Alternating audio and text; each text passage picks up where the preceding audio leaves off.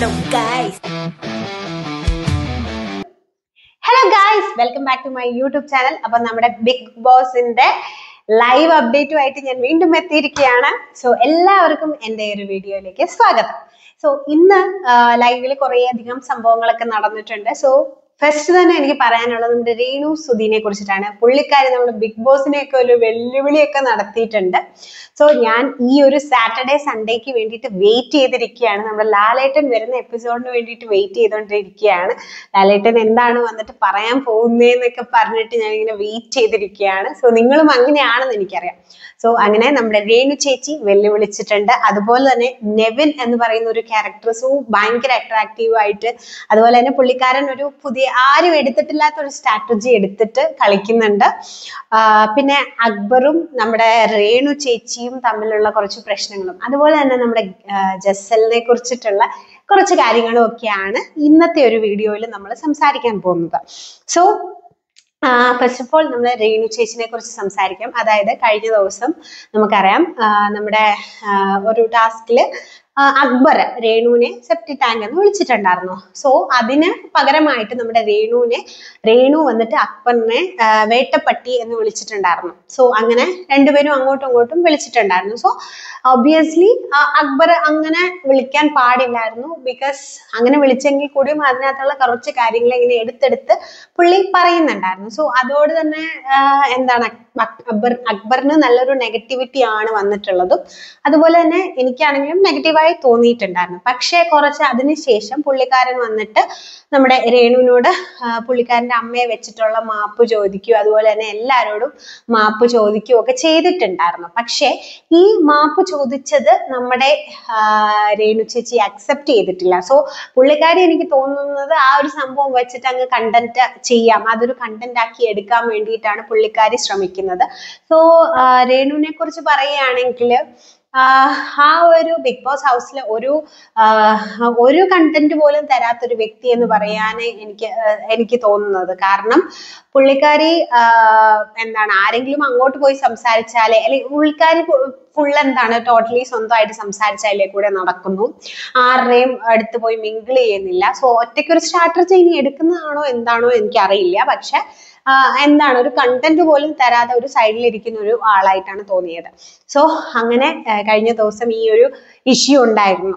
അപ്പൊ ആ ഒരു ഇഷ്യൂവിന്റെ പേരിൽ ആ ഒരു ചൊരുക്ക് ഇങ്ങനെ മനസ്സിൽ കിടക്കുകയാണ്. സോ അക്ബർ വന്നിട്ട് രേണുവായിട്ട് വീണ്ടും അടിയാകുന്നു. അപ്പോൾ നീ എന്ന് വിളിച്ചപ്പോൾ രേണു പറയുന്നുണ്ട് നിന്റെ വീട്ടിൽ പോയി വിളിച്ചാൽ മതിയെന്ന്. സോ അതൊരു ഇൻഡയറക്ട്ലി വീട്ടിലിരിക്കുന്നവരെ വിളിക്കുന്ന ഒരു പ്രതീതിയാണ്. സോ അതൊരു കോണ്ടന്റ് ആയിട്ട് എടുത്തിട്ട് നമ്മുടെ അക്ബറിന് വേണമെങ്കിൽ ഫൈറ്റ് ഉണ്ടാക്കായിരുന്നു. പക്ഷെ പുള്ളി ഫൈറ്റ് ഒന്നും ഉണ്ടാക്കിയില്ല. അപ്പൊ അത് നീ പോടാ, നീ എന്തിനാടാ എന്നെ ഡീന്ന് വിളിക്കുന്നത്, എനിക്കൊരു പേരുണ്ട് രേണു എന്ന്. രേണു എന്ന് വിളിക്കണ്ടായിരുന്നു, അക്ബർ പോയിട്ട് നമ്മുടെ രേഷ്മ പി തങ്കച്ചെന്ന് വിളിക്കണമായിരുന്നു അവളുടെ മുഖത്ത് നോക്കിയിട്ട്. സോ പുള്ളിക്കാരിക്ക് അത് എന്തായാലും ഫീൽ ആകുമായിരുന്നു. പക്ഷെ പുള്ളി അങ്ങനൊന്നും വിളിച്ചില്ല, നീ നിന്റെ പാട് നോക്കിപ്പോ. അപ്പോ പുള്ളിക്കാരി പറയുന്നുണ്ട് എന്നെ ഡീന്ന് വിളിക്കില്ലേ. പക്ഷെ അതിനകത്ത് അങ്ങനെ സംസാരിച്ചുകൊണ്ടിരിക്കുമ്പോഴാണ് പുള്ളിക്കാരി പറയുന്നത് എനിക്ക് ബിഗ് ബോസിന്റെ ഫെയിം ഒന്നും വേണ്ട. സോ ഓട്ടോമാറ്റിക്കലി ഞാൻ ഭയങ്കര ഫെയിം ആണ്, എനിക്ക് അതുകൊണ്ട് ബിഗ് ബോസിന്റെ ഫെയിം ഒന്നും വേണ്ട. ആക്ച്വലി ബിഗ് ബോസ് എന്ന് പറയുന്ന ഒരു ഷോയിലേക്ക് എല്ലാവരും എത്തുന്നത് തന്നെ എന്താണ് നമുക്കൊരു ഫെയിമിന് വേണ്ടിയിട്ട് തന്നെയാണ് അല്ലെ. നമ്മുടെ ഈ അനീഷ് എന്നൊക്കെ പറയുന്ന ഒരു ക്യാരക്ടറൊക്കെ നമുക്ക് അറിയില്ലായിരുന്നു. റോബിൻ രാധാകൃഷ്ണനൊക്കെ ഫെയിം ആയത് തന്നെ ബിഗ് ബോസ് എന്നാണ്. സോ രേണു ഓൾറെഡി ഭയങ്കര ഫേമസ് ആണ്. സോ പുള്ളിക്കാരിക്ക് നമ്മുടെ ബിഗ് ബോസിൽ വന്നിട്ടുള്ള ഫെയിം ഒന്നും വേണ്ട. ബിഗ് ബോസ് ഇപ്പൊ ഇറക്കി വിട്ടാൽ പുള്ളിക്കാരി സന്തോഷത്തോടെ ഇറങ്ങിപ്പോകും എന്നുള്ള ഒരു രീതിയാണ് നമുക്കവിടെ കാണുന്നത്. എനിക്ക് തോന്നുന്നു രേണു എന്ന് പറയുന്ന ഒരാള് റീലൊക്കെ കണ്ട് കുറച്ച് ഉറങ്ങി അങ്ങനത്തെ ഒരു സംഭവം ഉണ്ടായിരുന്നല്ലോ പുള്ളിക്കാരി നമ്മുടെ ബിഗ് ബോസിൽ വരുന്നത്. അത് കറക്റ്റ് ആണെന്ന് തോന്നുന്നു. പുള്ളിക്കാരിക്ക് ഫോൺ ഉപയോഗിക്കാതെയും അതുപോലെ തന്നെ മിങ്കിൾ ചെയ്യാതെ ഇങ്ങനെയൊക്കെ ചെയ്യാതിരിക്കുമ്പോൾ കുറച്ച് ഫ്രസ്ട്രേഷൻസ് ഉണ്ടെന്ന് തോന്നുന്നു.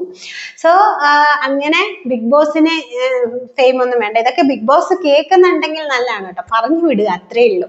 സോ അങ്ങനെ ബിഗ് ബോസിനെ നല്ല രീതിയിൽ തന്നെ നമ്മുടെ രേണു വെല്ലുവിളിച്ചിരിക്കുകയാണ്.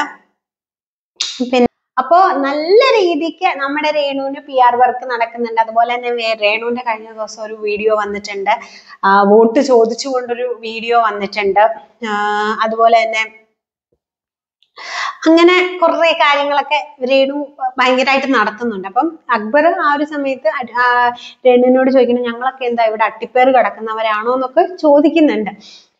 അത് കഴിഞ്ഞപ്പോ രേണു നേരെ നമ്മുടെ കാർഡ് ഇറക്കാൻ വേണ്ടി തുടങ്ങി. അതായത് ഞാൻ വിധവയായിട്ടുള്ള ആൾക്കാരെ പ്രതിനിധീകരിച്ചാണ് ഇവിടെ എത്തുന്നത്, ഞാനൊരു സിംഗിൾ മദറാണ്, അങ്ങനെയൊക്കെ പറഞ്ഞ് കുറെ കാർഡുകളൊക്കെ ഇറക്കുന്നുണ്ട്. അപ്പോ അങ്ങനെ ആ ഒരു ഇഷ്യൂ ആയിരുന്നു നമ്മുടെ ലൈവിൽ നല്ല രീതിക്ക് നടന്നുകൊണ്ടിരിക്കുന്നത്. അതുപോലെ തന്നെ അക്ബർ പോയി കഴിഞ്ഞപ്പോ ശാരിക ചോദിച്ചിട്ടുണ്ട് നമ്മുടെ രേണുവിനോട്, എന്നാ പിന്നെ നിനക്ക് അവൻ സോറി പറഞ്ഞല്ലേ, അത് അക്സെപ്റ്റ് ചെയ്തൂടെ? അത് നോർമലി നമ്മളെല്ലാരും അങ്ങനെയാണ്, ഒരു സോറി അല്ലെങ്കിൽ ഒരു ഇഷ്യൂസ് വരുമ്പോ വന്നു പോയി നമുക്ക് ഇനി അതൊന്നും ചെയ്യാൻ പറ്റില്ല. സോ അത് മനസ്സറിഞ്ഞ് നമ്മൾ സോറി ചോദിക്കുവാണെങ്കിൽ ഓക്കെ. ഇവളും നമ്മുടെ ബിഗ് ബോസിൽ കയറുന്നതിന് മുന്നേ കുറെ സോറീസ് ഒക്കെ ചോദിച്ചായിരുന്നല്ലോ, സ്വന്തം മോനെ നോക്കാൻ പറ്റത്തില്ല. അപ്പൊ അത് നമ്മളാരും അക്സെപ്റ്റ് ചെയ്തില്ല എങ്കിലോ, അല്ലെങ്കിൽ നമ്മളോടായിട്ടോ, അല്ലെങ്കിൽ ഒരു സോറിയൊക്കെ ഇവള് ഒരുപാട് സോറീസ് ചോദിക്കുന്നുണ്ടായിരുന്നല്ലോ.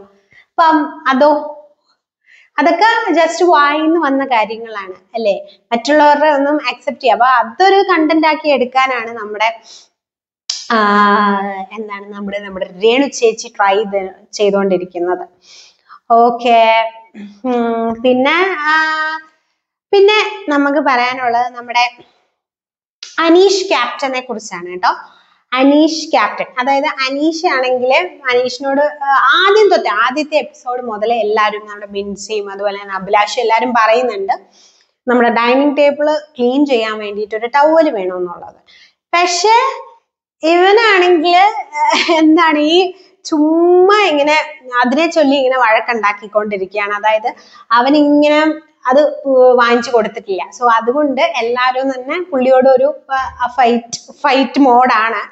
അപ്പം പുള്ളിക്കാരൻ ഒരു അവിയൽ രീതിയിൽ, അതായത് നമ്മുടെ റോബിൻ അതുപോലെ തന്നെ നമ്മുടെ മാരാർ, അങ്ങനെ എല്ലാവരുടെയും ഒരു കണ്ടന്റ് എടുത്തിട്ട് അതിങ്ങനെ അവരൊക്കെ ഒരു ബിഹേവിയർ എടുത്തിട്ട് ഒരു അവിയൽ രീതിയിലാണ് പുള്ളി ബിഹേവ് ചെയ്തുകൊണ്ടിരിക്കുന്നത്. അപ്പം എനിക്ക് തോന്നുന്നത് പുള്ളി നെഗറ്റിവിറ്റി ആദ്യം വാങ്ങിച്ചിട്ട് ആ ഹൗസിലുള്ള എല്ലാവരെയും വെറുപ്പിച്ചിട്ട് വെളിയിൽ നിന്ന് നമ്മൾ ആ സഹതാപം പോലത്തെ സംഭവം അവസാനം പുള്ളിനെ എല്ലാവർക്കും ഇഷ്ടപ്പെടുന്ന രീതിയിൽ റോബിനൊക്കെ എടുത്ത ആ ഒരു സ്ട്രാറ്റജി എടുത്ത എല്ലാവരും തന്നെ വിന്നർ ആയിട്ടുണ്ട്. സോ അതാണ് പുള്ളിയുടെ ഒരു പ്ലാൻ. എന്നിട്ടൊന്നു ചുമ്മാ ഈ തൊട്ടേനും പിടിച്ചതിനും എല്ലാം പുള്ളി അങ്ങ് കണ്ടന്റ് ഉണ്ടാക്കാൻ വേണ്ടി നോക്കുകയാണ്. അതായത് ഷാനവാസ് കുളിക്കാൻ പോയപ്പോ കുറച്ച് സമയം കൂടുതൽ എടുത്തു എന്ന് പറഞ്ഞുകൊണ്ട് അതിനൊരു പ്രശ്നം. അപ്പം ഷാനവാസിന് കുറച്ച് ഹെൽത്ത് ഇഷ്യൂസ് ഒക്കെ ഉണ്ട്. അപ്പൊ അതിന് വേണ്ടിയിട്ട് ഷാനവാസ് ഹെൽത്ത് കാർഡ് എടുത്തു എന്ന് പറഞ്ഞുകൊണ്ട്, അല്ലെങ്കിൽ മെഡിക്കൽ കാർഡ് എടുത്ത് കളിച്ചു എന്ന് പറഞ്ഞുകൊണ്ട് അതിനൊരു ഇഷ്യൂ.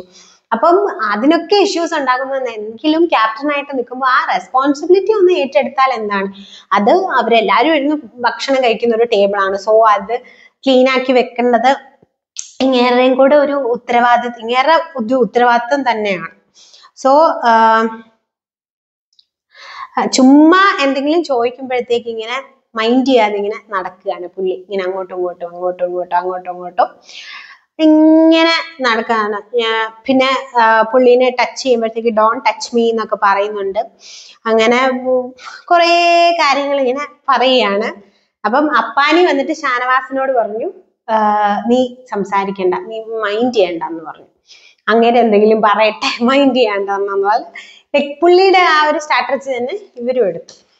സോ പിന്നെ നമ്മുടെ ജസലിന്റെ കാര്യമാണ് എനിക്ക് പറയാനുള്ളത്. അതായത് നമ്മുടെ ജസലിന്റെ ഡ്രസ്സ് പോയി.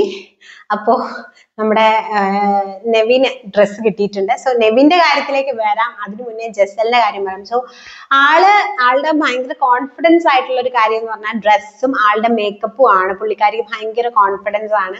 സോ ആൾക്ക് ആദ്യമേ ഡ്രസ്സ് കിട്ടിയിട്ടുണ്ടായിരുന്നു, അതുകൊണ്ട് പിന്നെ കുഴപ്പമില്ലായിരുന്നു. പക്ഷെ ഇപ്പം പോയപ്പോ ബിഗ് ബോസ് തിരിച്ചു വാങ്ങിച്ചോണ്ട് പോയപ്പോ കുറച്ച് മേക്കപ്പ് സാധനമൊക്കെ എടുത്ത് പാത്ത് വെച്ചിട്ടുണ്ടായിരുന്നു. സോ കുളി കഴിഞ്ഞ് വന്നപ്പോ പുള്ളിക്കാരി ഫുൾ മേക്കപ്പിൽ വന്ന് അപ്പൊ തന്നെ അറിഞ്ഞു.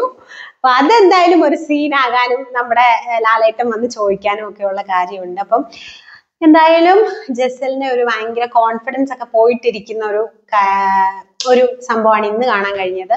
സോ നമ്മൾക്കൊക്കെ ആണെങ്കിൽ, ഇപ്പൊ ഞാനാണെങ്കിൽ പോലും ലിപ്സ്റ്റിക് എന്ന് പറയുന്നത് ഒരു കോൺഫിഡൻസ് ആണ്. നമ്മളിപ്പോ അറ്റ്ലീസ്റ്റ് ഒരു 1 വീക്ക് അല്ലെങ്കിൽ ഒരു 2 വീക്ക് ഒക്കെ കണ്ടിന്യൂസ് ആയിട്ട് ലിപ്സ്റ്റിക് ഇടാതെ വരുമ്പോ അയ്യോ എങ്ങനെയായിരിക്കും, ഭയങ്കര ബോറായിരിക്കും, അങ്ങനത്തെ ഒരു നമുക്കൊരു ചിന്ത നമ്മുടെ മനസ്സിൽ വരും. ഉറപ്പായിട്ടും അത് യൂസ് ചെയ്യുന്നവർക്ക് അറിയാം, അല്ലെങ്കിൽ മേക്കപ്പ് യൂസ് ചെയ്യുന്നവർക്ക് അറിയാം. നമുക്ക് അയ്യോ അത് അങ്ങനെ ചെയ്തില്ലെങ്കിൽ മുടി ഞാൻ ഇങ്ങനെ കെട്ടിയില്ലെങ്കിൽ അങ്ങനെ ആകുമോ, അങ്ങനത്തെ ഒരു അങ്ങനത്തെ ആകെ മൊത്തം ഒരു കോൺഫിഡൻസ് പോയൊരു ഗതിയിലാണ് നമ്മുടെ ഗസൽ ഇരിക്കണത്. സോ അപ്പം ബിൻസി അതിന് പറയുന്നുണ്ട്, നമ്മളിപ്പം മേക്കപ്പ് ഒന്നും ഇല്ലാതെ ഇങ്ങനെ നിൽക്കുകയാണ്, അപ്പൊ ബിഗ് ബോസ് ഒക്കെ കഴിഞ്ഞിട്ട് മേക്കപ്പ് ഒക്കെ ഇട്ട് വരുമ്പോൾ നമ്മളെ ആർക്കെങ്കിലും മനസ്സിലാവുമോ എന്നുള്ള ബിൻസി ഇങ്ങനെ പറയുന്നുണ്ട്. സോ പിന്നെ എനിക്ക് ഏറ്റവും കൂടുതൽ എടുത്തു പറയാനുള്ളതും, സോ ഞാനൊരു കട്ട ഫാനായിട്ട് മാറുന്ന ഒരു വ്യക്തിയാണ് നമ്മുടെ നെവിൻ എന്ന് പറയുന്നത്. സോ അപ്പോൾ നെവിൻ ഭയങ്കര ഒരു ഇതുവരെയും ആരും എടുത്തിട്ടില്ലാത്ത വേറൊരു സ്ട്രാറ്റജിയാണ് എടുത്തേക്കുന്നത്. അതായത് ഒരു കോമഡി സ്ട്രാറ്റജി, അല്ലെങ്കിൽ ഫൺ മെറ്റീരിയൽ ആണ് നമ്മുടെ നെവിൻ എന്ന് പറയുന്നത്. സോ എന്താണ് നെവിൻ അതിന് ഭയങ്കര ഫ്രസ്ട്രേഷൻ ഉണ്ട് ഡ്രസ്സ് നമ്മുടെ ബിഗ് ബോസ് കൊടുക്കാത്തതുകൊണ്ട്. സോ കഴിഞ്ഞ എപ്പിസോഡിലൊക്കെ പുള്ളിക്കാരൻ പറഞ്ഞു, ബിഗ് ബോസ് നമ്മുടെ തുണിയൊക്കെ വിറ്റിട്ട് വാടകയ്ക്ക് കൊടുത്തിട്ട് ആ ഒരു പൈസയ്ക്ക് ആയിരിക്കും നമുക്ക് ഫുഡ് തരുന്നത്, അതുകൊണ്ട് ഞാൻ തിന്നുവാന്ന് പറഞ്ഞ് പുള്ളി തിന്നുന്നുണ്ട്. അതുപോലെ തന്നെ എപ്പോഴും അടുക്കളയിലൊക്കെയാണ് പുള്ളി ഇരിക്കണേ. സോ ബിഗ് ബോസ് പൈസ കൊടുത്ത് കുക്കിനെ നിർത്തിയാൽ പോലും ഇത്രയും ഒരു സെറ്റപ്പ് ആകത്തില്ല. സോ അങ്ങനെ കുറെ തമാശകളും ലൈക്ക് ഇങ്ങനെ എന്തെങ്കിലും അടി ഉണ്ടാവില്ല, എന്തൊരു സംഭവം വരുമ്പോൾ ഇങ്ങനെ പോകുന്നത് കാണാം. അങ്ങനെയൊക്കെ ഉള്ളൊരു ക്യാരക്ടറാണ് നെവിൻ. സോ അങ്ങനെ ഇന്ന് നമ്മുടെ നെവിന് ഡ്രസ്സ് കിട്ടിയിരിക്കുകയാണ്. അപ്പോഴാണ് നമ്മുടെ ജസലിന്റെ ഡ്രസ്സ് പോയത്. സോ ഡ്രസ്സ് കിട്ടിക്കഴിഞ്ഞപ്പോൾ സോ പുള്ളി എന്താണ് എനിക്ക് തോന്നുന്നത് എന്താണെന്ന് വെച്ചാൽ, പുള്ളി ആ ഒരു അത്രയും ഫ്രസ്ട്രേറ്റഡ് ആയിട്ട് ഡ്രസ്സിന്റെ കാര്യമൊക്കെ പറയാനുള്ള കാര്യം, പുള്ളി ഒരു ഫാഷൻ ഡിസൈനറാണ്. സോ നമ്മളൊക്കെ കുറെ ഫാഷൻ ഡ്രസ്സൊക്കെ നമ്മൾ എക്സ്പെക്ട് ചെയ്തിരിക്കുകയാണ്. സോ അതൊക്കെ കാണിക്കാൻ പറ്റാത്തൊരു ഫ്രസ്ട്രേഷൻ ആണെന്ന് തോന്നുന്നു. സോ അങ്ങനെ പുള്ളി ഇങ്ങനെ ബാഗ് കിട്ടിക്കഴിഞ്ഞപ്പോഴത്തേക്ക് ഒരു 5 മിനിറ്റ് ഒരു ഡ്രസ്സ് ഇടും. അപ്പൊ അനീഷൊക്കെ പറഞ്ഞു അടിപൊളി ഡ്രസ്സാന്നൊക്കെ.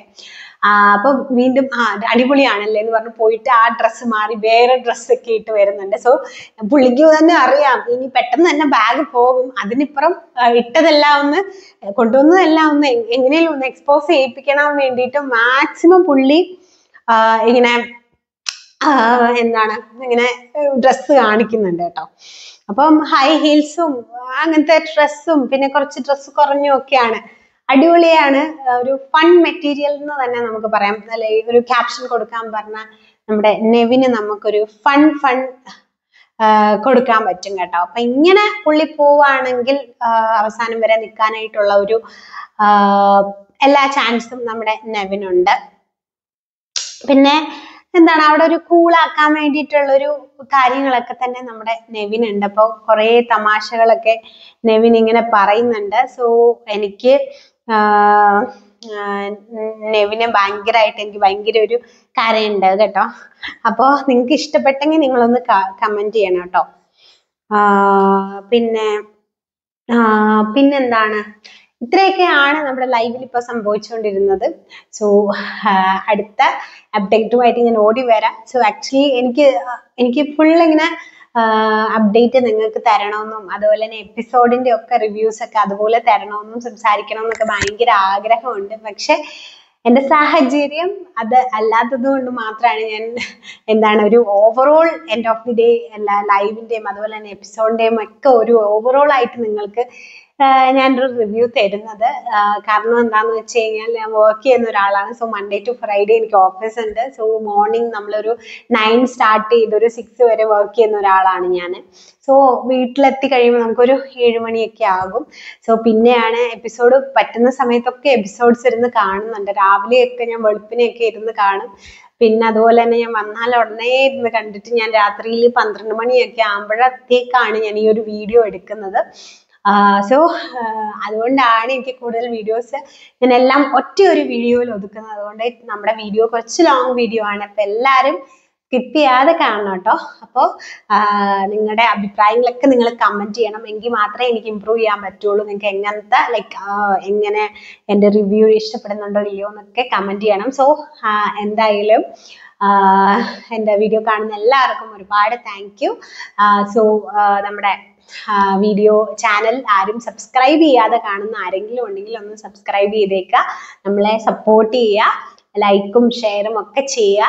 പിന്നെ നിങ്ങളുടെ കമന്റ് എന്ന് പറയുന്നത് എനിക്ക് മസ്റ്റ് ആയിട്ടുള്ള കാര്യമാണ്. നമ്മുടെ BB ഇപ്പൊ സ്റ്റാർട്ട് ചെയ്തതേ ഉള്ളൂ. സോ 100 ഡേയ്സും റിവ്യൂസ് ചെയ്യാനാണ് ഞാൻ പ്ലാൻ ചെയ്തിരിക്കുന്നത്. സോ എനിക്ക് സമയപരിധി ഉള്ളത് കൊണ്ടാണ് ഞാൻ 1-2 വീഡിയോസ് ഇടാതെ ഒരു ലോങ് വീഡിയോ ആയിട്ട് തന്നെ ഞാൻ പോസ്റ്റ് ചെയ്യുന്നത്. ഡെയിലി പോസ്റ്റ് ചെയ്യുന്നുണ്ട്. മോർണിംഗ് 10 മണിയാകുമ്പോഴാണ് ഞാൻ പോസ്റ്റ് ചെയ്യുന്നത്. സോ എല്ലാവരും സപ്പോർട്ട് ചെയ്യണം.